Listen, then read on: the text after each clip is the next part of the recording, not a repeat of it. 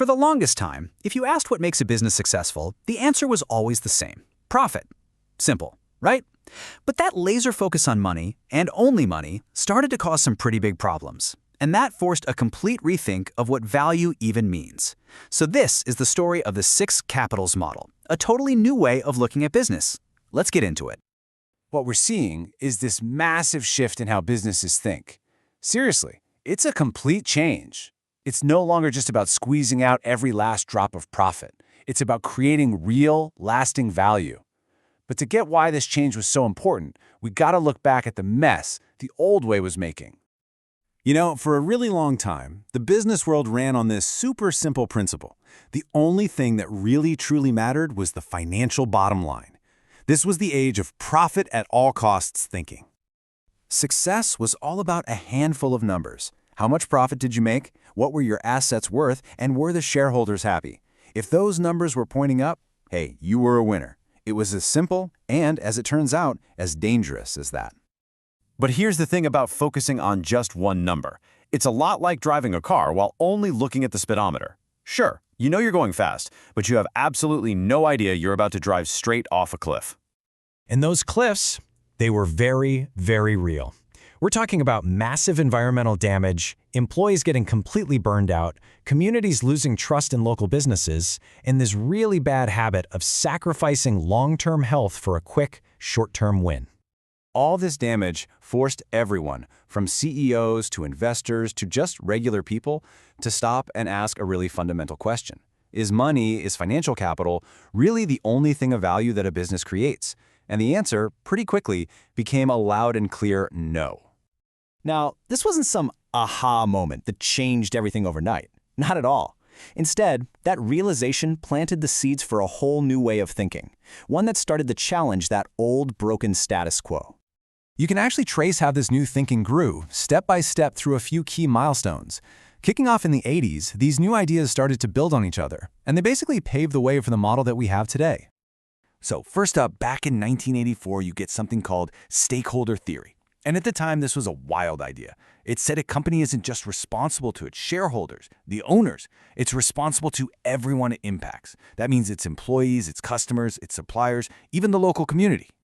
Then, a decade later, that idea evolves into the triple bottom line. You've probably heard of it: people, planet, and profit.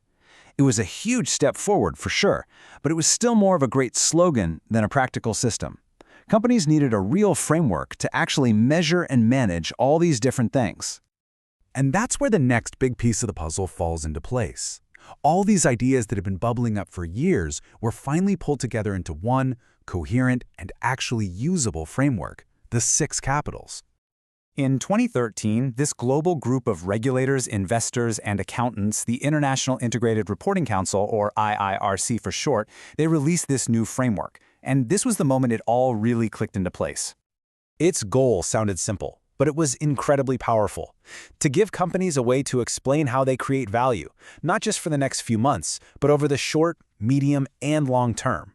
And the key to unlocking that was a whole new definition of capital. So how'd they do it? Well, they identified 6 different types of capital that every single business relies on and impacts. And this, right here, is the core of the whole model. Okay, so what are these 6 capitals? First, you've got the ones we all know: financial capital, that's money, and manufactured capital, which is physical stuff like buildings and machines. But then it gets way more interesting. There's intellectual capital. That's all the intangible stuff like your brand, patents, and systems. Then human capital, the skills, the health, and the experience of your people. Next is social and relationship capital, which is all about trust, your reputation, and your partnerships. And finally, there's natural capital: the air, the water, the land, all the environmental resources that a business depends on to survive. But here is the absolute most important part of this whole thing. These capitals are all connected. You can't just mess with one without affecting all the others. They're not separate buckets. For example, if a company pollutes a river, it's damaging its natural capital. But pretty soon that's going to damage its reputation, its social capital.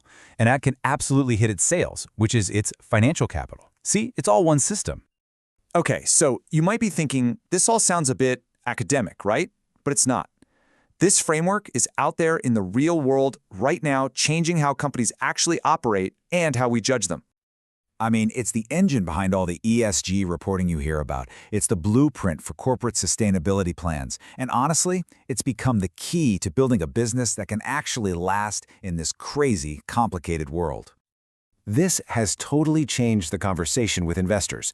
The old question was easy. How much profit did you make? But the new question is so much smarter. How sustainable is your business model?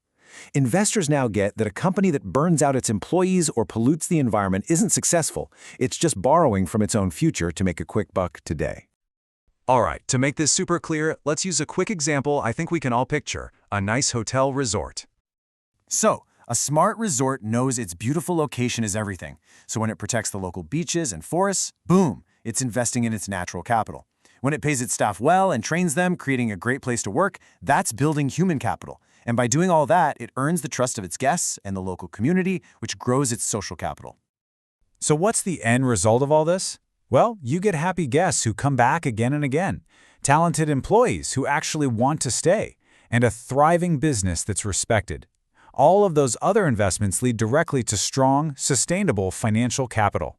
It's not magic, it's just a much, much smarter way to do business. So, the big takeaway here is pretty clear. The 6 Capitals model shows us that a truly successful business isn't just a machine that prints money. It's this complex, living ecosystem of people, knowledge, relationships, and the planet, and they all have to work together. And that leaves us with one last thought to chew on. When you look at the world today, with all of its challenges, which of these 6 capitals do you think we need businesses to invest in the most right now?